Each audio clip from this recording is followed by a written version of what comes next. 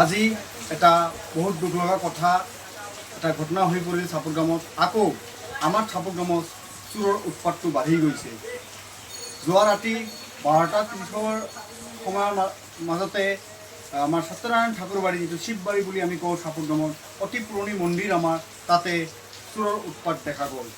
চোৰে মোটামুটি অনুমানিক 9 কেজিমান ৰূপৰ অলংকাৰবিলাক এবং দান পেটিত 30,000 টকা কেছ পইচা আছিল, সেইবিলাক চব লুট কৰি কেনে লৈ গৈছে।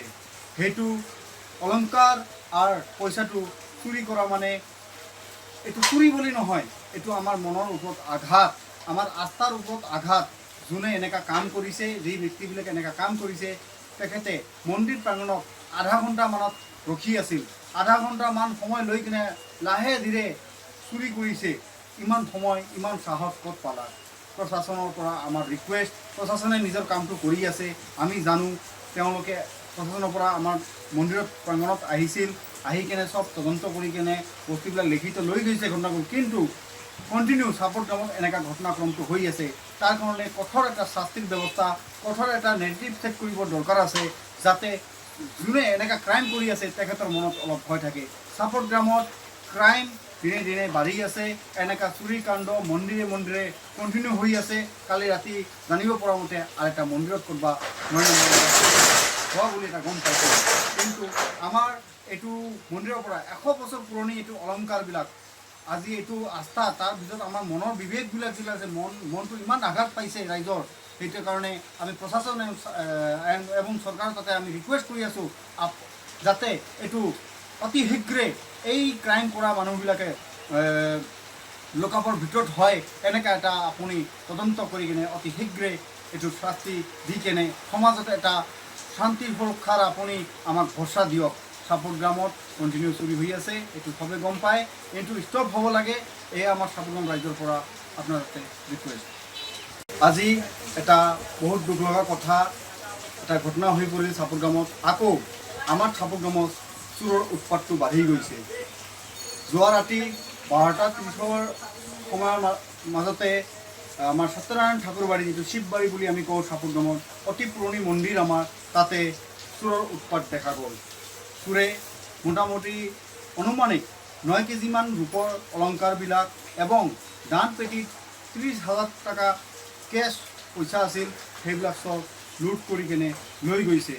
সেইটো অলংকাৰ আৰু পইচাটো চুৰি কৰা মানে এইটো চুৰি বুলি নহয়, এইটো আমাৰ মনৰ ওপৰত আঘাত, আমাৰ আস্থাৰ ওপৰত আঘাত। যোনে এনেকুৱা কাম কৰিছে, যি ব্যক্তিবিলাকে এনেকুৱা কাম কৰিছে, তেখেতে মন্দিৰ প্ৰাংগণত আধা ঘণ্টামানত ৰখি আছিল। আধা ঘণ্টামান সময় লৈ কিনে লাহে ধীৰে চুৰি কৰিছে। ইমান সময়, ইমান সাহস ক'ত পালা? প্ৰশাসনৰ পৰা আমাৰ ৰিকুৱেষ্ট, প্ৰশাসনে নিজৰ কামটো কৰি আছে। আমি জানো তেওঁলোকে প্ৰশাসনৰ পৰা আমাৰ মন্দিৰত প্ৰাংগণত আহিছিল, আহি কেনে চব তদন্ত কৰি কেনে বস্তুবিলাক লিখিত লৈ গৈছে ঘটনাবোৰ। কিন্তু কণ্টিনিউ চাপৰগামত এনেকুৱা ঘটনাক্ৰমটো হৈ আছে। তাৰ কাৰণে কঠোৰ এটা শাস্তিৰ ব্যৱস্থা, কঠোৰ এটা নেগেটিভ চেক কৰিব দৰকাৰ আছে, যাতে যোনে এনেকুৱা ক্ৰাইম কৰি আছে তেখেতৰ মনত অলপ ভয় থাকে। চাপৰগামত ক্ৰাইম দিনে দিনে বাঢ়ি আছে। এনেকুৱা চুৰি কাণ্ড মন্দিৰে মন্দিৰে কণ্টিনিউ হৈ আছে। কালি ৰাতি জানিব পৰা মতে আৰু এটা মন্দিৰত ক'ৰবা হোৱা বুলি এটা গম পাইছোঁ। কিন্তু আমাৰ এইটো মন্দিৰৰ পৰা 100 বছৰ পুৰণি এইটো অলংকাৰবিলাক, আজি এইটো আস্থা, তাৰ ভিতৰত আমাৰ মনৰ বিবেকবিলাক যিবিলাক আছে, মনটো ইমান আঘাত পাইছে ৰাইজৰ। সেইটো কাৰণে আমি প্ৰশাসন এবং চৰকাৰৰ তাতে আমি ৰিকুৱেষ্ট কৰি আছোঁ, যাতে এইটো অতি শীঘ্ৰে এই ক্ৰাইম কৰা মানুহবিলাকে লকআপৰ ভিতৰত হয়, এনেকুৱা এটা আপুনি তদন্ত কৰি কিনে অতি শীঘ্ৰে এইটো শাস্তি দি কেনে সমাজত এটা শান্তিৰ সুৰক্ষাৰ আপুনি আমাক ভৰসা দিয়ক। চাপৰগামত কণ্টিনিউ চুৰি হৈ আছে, এইটো চবে গম পায়, এইটো ষ্টপ হ'ব লাগে। এয়া আমাৰ চাপৰগাম ৰাইজৰ পৰা আপোনাৰ তাতে ৰিকুৱেষ্ট।